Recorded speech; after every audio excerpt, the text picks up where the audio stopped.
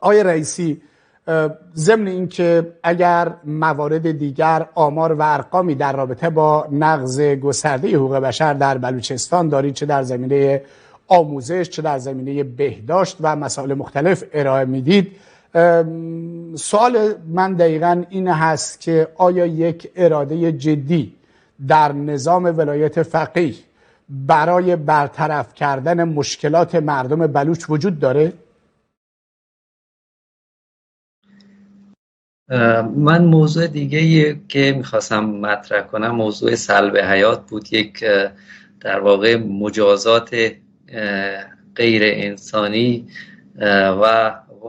از موارد فاحش نقض حقوق بشر هست که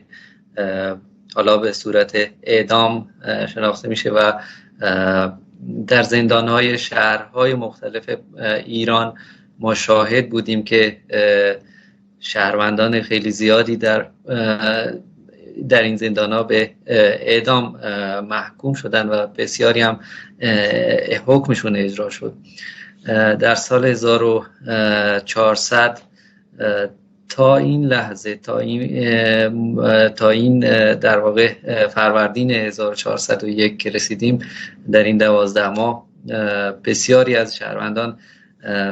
اعدام شدند. در تقریبا حدود اعدام هایی که ما داشتیم، ما در واقع تونستیم پیدا کنیم با توجه به همون مسائلی که قبلا گفتم،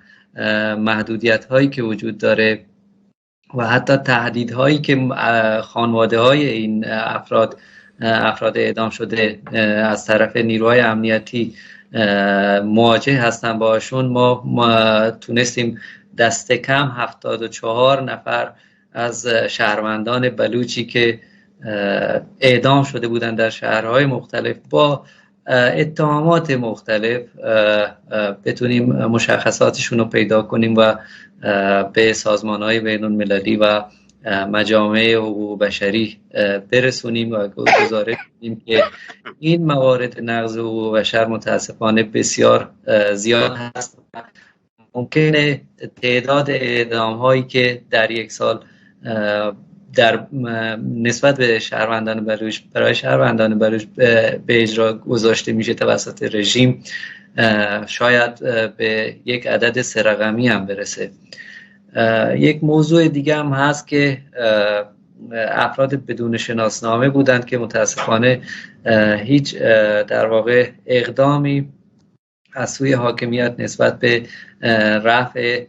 مشکلی که این افراد دارن، هیچ گونه خدمات دولتی رو نمیتونن استفاده کنن، هیچ جا نمیتونن سفر کنن و از مهمترین مسئله اینه که گاهی توسط نیروهای امنیتی نظامی بازداشت میشن و از مرز بلوچستان رد مرز میکنن و به کشورهای پاکستان و افغانستان میفرستنشون. هیچ آمار دقیقی از سوی خود حاکمیت هم نسبت به این افراد، تعداد این افراد تا کنون در واقع چیز نشده، منتشر نشده. نمایندگان مختلف اومدن رفتن ولی هر کدوم آمارهای متناقضی نسبت به تعداد دقیق این افراد دادن، ولی احتمال میره که این افراد حداقل به 110 تا 140 هزار نفر برسن در بلوچستان. موضوعی که این تعداد از مردم، این تعداد از شهروندان از همون خدمات اولیه، حقوق اولیه‌ای که یک انسان باید داشته باشه متاسفانه محروم هستن. یه موضوع دیگه هم که در این بخش خواستم بگم تخریب منازل بود که در ابتدای سال و بعد اینکه شهردار جدید روی کار اومد در زاهدان، دادستان زاهدان در واقع یک چراغ سبزی نشون داد که بعدش ما شاهد بودیم در هفته‌های بعد که بسیاری از منازل شهروندان بلوچ متاسفانه تخریب شدن. شهروندانی بودن، اینا کسانی بودند که از به طور قانونی رفته بودند، زمین خریده بودند و از بسیاری از همین اداراتی که کسانی که در اداراتی مثل بنیاد مسکن مشغول هستند در واقع کارهای زمین و در واقع خرید و این موضوعات رو انجام داده بودند. نسبت در رابطه با سوالی که فرمودین، من احساس نمی کنم یک همچین اراده‌ای برای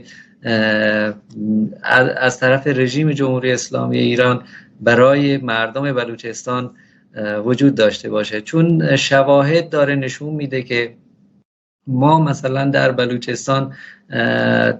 بندر چهوار رو داریم که از تحریم‌های بین‌المللی هم معاف شده و در این مدت در سال گذشته نسبت صادرات و واردات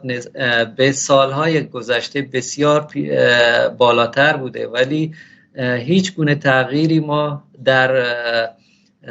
وضع معیشت مردم و کسانی که بومی اونجا هستند شاهد نبودیم. این یک نمونه بارز است که میشه گفت که هیچ گونه اراده‌ای از توسط رژیم متاسفانه دیده نمیشه نسبت به حل این مشکل. ممنون، متشکرم.